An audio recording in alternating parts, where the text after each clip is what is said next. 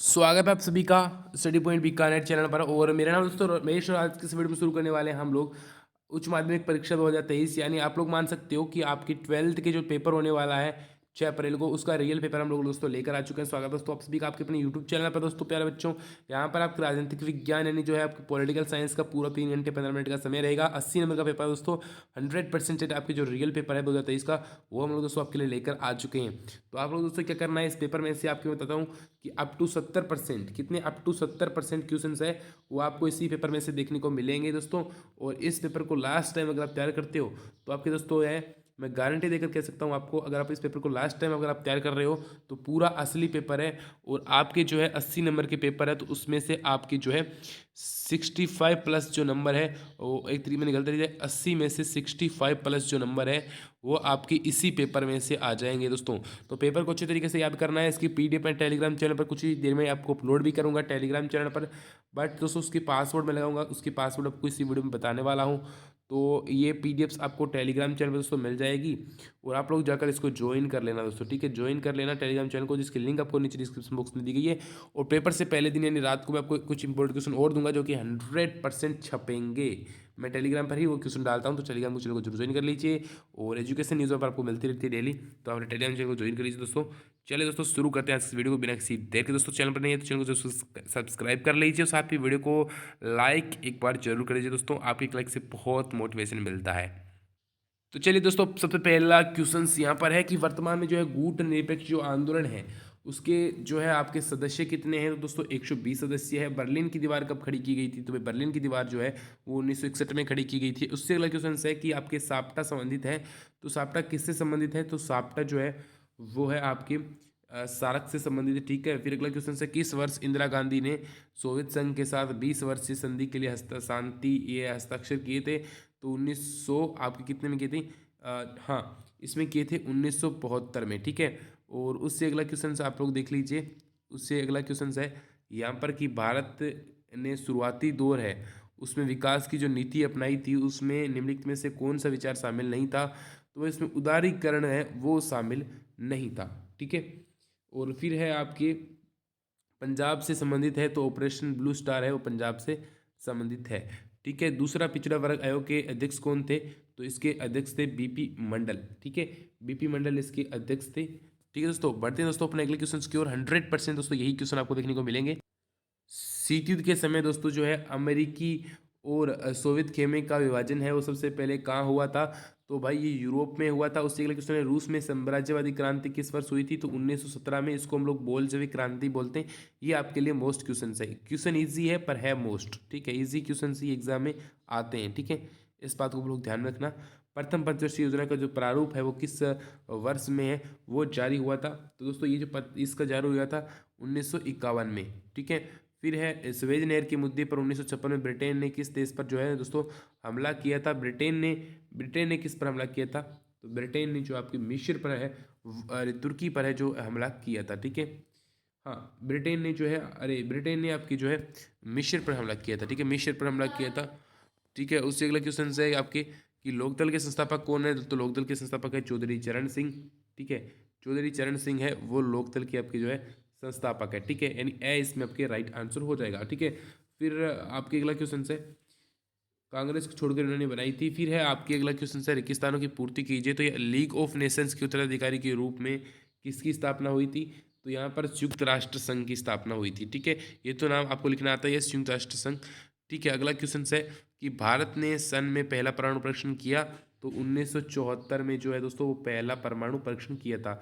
1957 में राज्य में भारतीय कम्युनिस्ट पार्टी की अगुवाई में एक गठबंधन सरकार बनी थी। किसकी बनी थी दोस्तों, तो वो जो है आपकी बनी थी केरल में, सबसे पहले बनी थी केरल। ठीक है, तो केरल आ जाएगा। फिर उससे अगला क्वेश्चन है कि आपके उससे अगला क्वेश्चन है कि नॉर्वे के संयुक्त राष्ट्र संघ के पहले महासचिव कौन बने थे, तो पांचवें का दोस्तों आपकी आंसर होगा वो होगा आपके यहाँ पर जो है दोस्तों, यहाँ पर जो है, हाँ थोड़ा सा इसमें थोड़ा एक बार, हाँ तो नॉर्वे वाले में दोस्तों क्या आएगा, यहाँ पर ट्राइगो ली आएगा। ठीक है, इसमें लिख के आपको दिखा देता हूँ अच्छे तरीके से, आप लोग देख लीजिए इसको। मैं लिख देता हूँ यहाँ पर, मतलब यहाँ पर नॉर्वे के पास में ही यहाँ पर मैं लिख रहा हूँ, आप लोग देख लो एक बार। हाँ दोस्तों, तो आप लोग इसको देख सकते हो, ये नाम है ट्राइग्ली। ठीक है, ट्राइग्ली आप लोग अच्छी तरीके से इसको देख पा रहे हो। ये हो जाएगा नॉर्वे के संयुक्त राष्ट्र संघ के पहले महासचिव कौन बने थे भाई, तो ये ट्राइग्ली बने थे। ठीक है, फिर अगला क्वेश्चन है कि मुकदमे में सर्वोच्च न्यायालय ने फैसला सुनाया था कि संविधान एक बुनियादी देता है, तो वो सुनाया था आपके केशवानंद भारती मुकदमा या वाद विवाद। ठीक है, वर्ष 1978 में बाम सेब का गठन हुआ था। ठीक है, फिर आपके जो है आपके 16 टाइप जो क्वेश्चन है वो आने यहाँ पर शुरू हो चुके हैं कि मध्य पूर्व संकट से दोस्तों क्या अभिप्राय है। तो क्या है कि सोवियत संघ ने 1991 में पृथक हुए एशियाई देशों के संकट को कहा जाता है, उसको हम लोग कहते हैं मध्य पूर्व संकट, जहाँ तानाशाही शासन एवं गृह युद्ध का जन्म हुआ। ठीक है, फिर अगला है आपके दूसरा है कि भारत रूस के बीच 2001 में कौन सा समझौता हुआ था, तो वो समझौता हुआ था कि 80 द्विपक्षीय दस्तावेजों पर भारत और रूस के बीच में हस्ताक्षर हुए थे। फिर है भारत व रूस का वैश्विक शक्ति संतुलन पर किस प्रकार का दृष्टिकोण है, तो ये भी एक नंबर का क्वेश्चन है, अच्छा क्वेश्चन है। तो इसमें क्या है कि इन्होंने कहा है कि वैश्विक शक्ति संतुलन पर, इसमें क्या हुआ था कि भारत व रूस बहुत ध्रुवीय विश्व व्यवस्था के पक्ष में है। ठीक है, सोवियत संघ में भारत के किन कलाकारों की लोकप्रियता है, वो हमेशा रही है, तो अमिताभ बच्चन आपके हो गए, राज कपूर की फिल्में बहुत लोकप्रिय रही है। फिर है अमेरिकी वर्चस्व के क्या अर्थ है, तो आर्थिक सांस्कृतिक एवं जो है सैन्य क्षेत्र में अमेरिका की प्रतिस्पर्धा में कोई भी राष्ट्र उसकी बराबरी नहीं कर सकता, इसे हम लोग अमेरिकी वर्चस्व कहते हैं। फिर है किस युद्ध को कंप्यूटर की संज्ञा या फिर वीडियो गेम वॉर ये किया गया था, तो प्रथम जो खाड़ी युद्ध था आपके उसको कहा गया। ठीक है, और अगला है ग्रीन हाउस गैसें कौन सी होती है, तो एक तो कार्बन डाइऑक्साइड होती है, एक क्लोरोफ्लोरोकार्बन और एक मीथेन, ये 3 गैसें होती है। फिर अगला 8वां क्वेश्चन है कि पर्यावरण संकट पर संयुक्त राष्ट्र संघ की किस एजेंसी द्वारा अंतर्राष्ट्रीय सम्मेलनों का आयोजन किया जाता है, तो यहाँ पर जो है संयुक्त राष्ट्र पर्यावरण कायम, यानी इसे हम शॉर्ट में UNEP कहते हैं। ठीक है, UNEP इसे हम लोग कहते हैं। ठीक है, फिर अगला है आपके अगला इससे अगला क्वेश्चन है कि आपके जो है इससे अगला क्वेश्चन है कि वैश्वीकरण की आलोचना दक्षिणपंथियों के द्वारा किस आधार पर की जाती है, तो वो क्या कहते हैं कि वो वैश्वीकरण का विरोध संस्कृति के विलुप्त होने के खतरे के आधार पर कहते हैं। वैश्वीकरण शब्द का अर्थ स्पष्ट कीजिए, तो वैश्वीकरण का अर्थ क्या होता है, पूरे विश्व का सांस्कृतिक व आर्थिक आधार पर एक विश्वग्राम के रूप में दिखाई देना जो है वो वैश्वीकरण कहलाता है। फिर है सूचना के अधिकार के आंदोलन का जन्म किस राज्य से हुआ था, तो भीम तहसील राजस्थान से हुआ था। ठीक है, अगला 73वें 74वें संविधान संशोधन महिलाओं के लिए कितने प्रतिशत आरक्षण का प्रावधान था, तो 33% जो है आरक्षण का प्रावधान था। फिर है किन 3 क्षेत्रों में अमेरिका व भारत के बीच आर्थिक संबंध एक दूसरे पर निर्भरता के रूप में दिखाई देते हैं। ठीक है, तो ये आपके आगे लघुत्रात्मक प्रश्न, तो एक तो आपके हो गया सॉफ्टवेयर कंपनी जो कि इसमें 65% भारतीय है, और बोइंग के 75% तकनीकी कर्मचारी भारतीय है, और 3 लाख भारतीय है वो सिलिकॉन वैली में काम करते हैं। तो ये तीनों हो गए। फिर आपकी राय में पाकिस्तान में लोकतंत्रीकरण के लिए कठिनाइयों को बतलाइए। RBSC 2013 में क्वेश्चन आ चुका है, यानी मोस्ट क्वेश्चन है। तो इसको क्या करोगे, आप लोग कहोगे कि पाकिस्तान में सेना, धर्मगुरु, भूस्वामी अभिजनों का दबदबा रहता है, जिसके कारण कई बार निर्वाचित सरकारों को गिराकर सैनिक शासन कायम होता है। पाकिस्तान के भारत के साथ कभी अच्छे और स्वस्थ संबंध नहीं है, जिसके कारण सेना ने सदैव अपना अधिक प्रभाव रखा है। यहाँ के दल कहते हैं कि राजनीतिक दल और लोकतंत्र सफल नहीं हो सकते। ठीक है, अब हम लोग पढ़ते हैं कि आगे भारत और चीन के बीच विवादित मुद्दों का वर्णन कीजिए। तो पहला मुद्दा था तिब्बत समस्या, दूसरा भारत चीन सीमावाद, तीसरा आतंकवाद पर चीन का भारत का विरोधी रुख, चौथा संयुक्त राष्ट्र संघ की सुरक्षा परिषद में भारत की स्थायी सदस्यता पर चीन का विरोध रुख, और चीन की दक्षिण एशिया में हस्तक्षेप की नीति। ये मुद्दे थे। ठीक है, ये भी 2013 में आ चुका है, 2016 में रिपीटेड है, और 2023 में भी आपको देखने को कल आपके पेपर में मिलेगा। ठीक है, फिर है आपके विश्व व्यापार संगठन का जन्म कब हुआ था, और यह किसका उत्तराधिकारी है, तो इसका विश्व व्यापार संगठन का जन्म 1 जनवरी 1995 को हुआ था, और ये गेट, ठीक है, गेट, ठीक है, इस प्रकार से लिखोगे आप गेट, यानी दोस्तों general agreement on tariffs and trade का उत्तराधिकारी है। ये गेट जो समझौता है वो 1947 में संपन्न हुआ था। वर्तमान समय विश्व किन चुनौतियों का सामना कर रहा है, तो यहाँ पर जो है किसका सामना कर रहा है, तो आज के समय में उनमें प्रमुख चुनौती तो है प्राकृतिक आपदा, महामारी, उसके अलावा Ebola virus, corona virus, hanta virus, hepatitis C, malaria, dengue, mad cow कोविड-19 जैसी महामारियों को विश्व में प्रभावित किया है। साथ ही पूरा विश्व वर्तमान समय में आतंकवाद के खतरे से जूझ रहा है। आतंकवाद इतनी मजबूती से स्थापित हो चुका है कि पूरे विश्व के लिए बड़ा खतरा है। ठीक है, राजनीति में जल युद्ध से क्या अभिप्राय है? तो क्या होता है कि जब समुद्र से दूर बसे देश जल की कमी का शिकार है, इन देशों में बरसात की भी कम होती है, तो जल को सिंचित करने के की कमी है, जिसके परिणाम स्वरूप यहाँ शुद्ध पेयजल तथा सिंचित जल की मात्रा में कमी है, जिसके परिणाम स्वरूप देशों में युद्ध की संभावना मौजूद है। ठीक है, अब है कि वर्ल्ड सोशल फोरम के बारे में आप संक्षेप में जानकारी देनी है हम लोगों को। तो वर्ल्ड सोशल फोरम क्या होता है, इसके बारे में थोड़ी जानकारी हम लोगों को देनी है। तो देखिए, वर्ल्ड सोशल फोरम क्या होता है कि नव उदारवादी वैश्वीकरण के विरोध का एक विश्वव्यापी मंच वर्ल्ड है सोशल फोरम, VSF इसको हम लोग कहते हैं, VSF। ठीक है, और WSF, ठीक है, सॉरी, हाँ। इस मंच के तहत मानवाधिकार कार्यकर्ता, पर्यावरणवादी, मजदूर, युवा एवं महिला कार्यकर्ता एकजुट होकर नव उदारवादी वैश्वीकरण का दोस्तों विरोध करते हैं।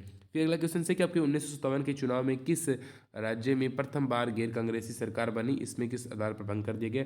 तो केरल में बनी थी आपकी। और क्या हुआ था कि उस 356 संवैधानिक तंत्र विफल होने के उसको आधार पर उसको भंग कर दिया गया। फिर है 1971 का चुनाव, इंदिरा गांधी किन मुद्दों पर लड़ा था? तो एक तो लड़ा था आपकी गरीबी हटाओ, प्री प्रेस की समाप्ति, फिर गरीबी उन्मूलन, फिर बेरोजगारी उन्मूलन, दलित अल्पसंख्यकों का विकास, महिला रोजगार, बैंकों का राष्ट्रीयकरण इत्यादि मुद्दों पर उन्होंने चुनाव लड़ा था और जीत भी गई थी।